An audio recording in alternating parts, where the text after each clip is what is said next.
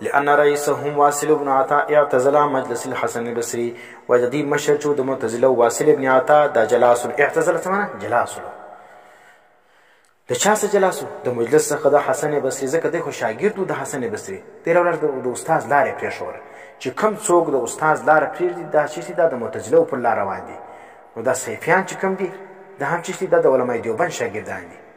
ګور د علمای دیوبند سره سبق ویلی چا په اکوړي کې ویلی چا په دارالعلوم کې ویلی چا په فاروقیه کې ویلی دي چا په کوم مدرسه کې ویلی دي خو لیکن دوی د واصل ابن عطا پر لار روان دي واصل ابن عطا چې و د حسن بصري سره اختلاف کړی ولو اعتزال یې کړی و نو دا رقم دا صیفیان چې کوم دي د هغه د معتزلو پر قدم باندې روان دي نو اعتزل عن مجلس الحسن البصري يقرر ان من ارتكب الكبيرة وای دغه واصل ابن عطا چې ثابتوله دا خبره ثابتوله که چا ارتکاب وکړي د ګناه کبیره لیس بمؤمن ولا کافرین ګوره د ده دا دعوه وله که چا یو مسلمان سړي ګناه کبیره وکړه دا سړی نه مؤمن دی نه کافر دی دا ایو څنګه خبره دی یا مؤمن یا به کافر وي دی نه مؤمن دی نه کافر دی نو یثبت المنزلة بین المنزلتین دی راولاړ سلو د کفر او د ایمان په مابین کې درېیمه مرتبه ثابته کړه وینې نو فقال الحسن حسن بصري ورته ویل قد اعتزل عنا تحقیق سره ده خو ځان جلا کړي زموږ څخه دا خو د اهل سنت عقیده نه ده د اهل سنت والجماعت عقیده دا نه ده چې په ګناه باندې سړی کافر کیږي فسموا المعتزله نو نوم کښېښول سو د دوی چې شي معتزله د دوی نوم چا حسن بصري ورته ویل دا معتزله دي دا وینې لکه څو دلته صیفیان ولو د بریلویان چې ځان ته څه ویل ول موږ حنفیان یو او په نورې د پنجپیریان نارې ویلې نو موږ بیا څو موږ د دوی نوم کښېښوي بریلویان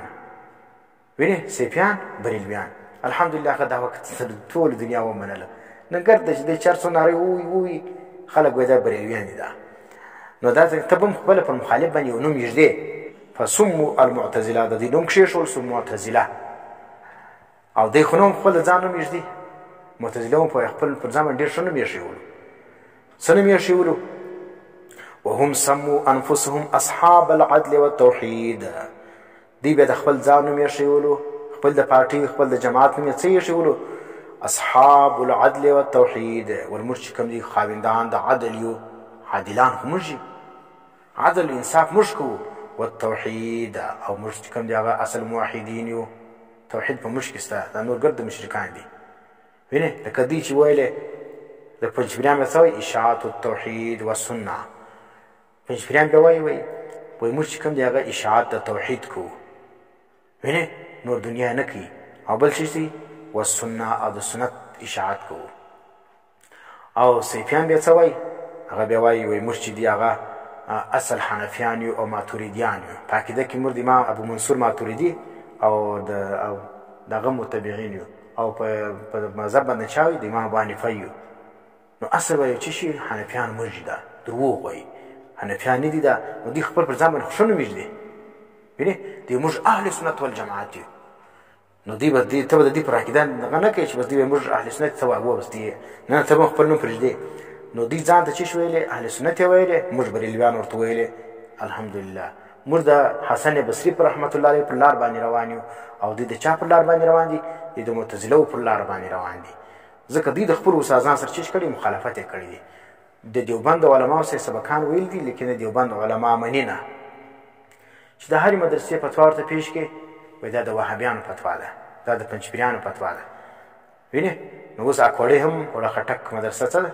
حقانیه مدرسه دا هم پنجپیریان سلو دارالعلوم کراچي هم پنجپیریان دي د دې په نیز باندې دا رقم جامعه فاروقیه جامعه اشرفیه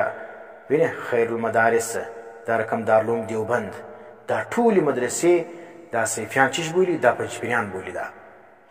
نو دا ګرد یو به پنجپیری وي دوه پنج دا ټول مدرسې پنجپیریان سو نو ولې په ته دی نه وایه چې په ما کې کار شته په تا کې کار شته دا پنجپیریان نه دي دا دیوبندیان صحیح دیوبندیان دي ستا عقیده د بریلویانو ده نو دا چې سلو فسموا المعتزله ته د دوی نوم کښېښول سلو چا معتزله نوم کښېښول وهم سموا انفسهم او دوی بیا خپل نوم کښېښوي اصحاب العدل والتوحید چې موږ اصحاب العدل والتوحید یو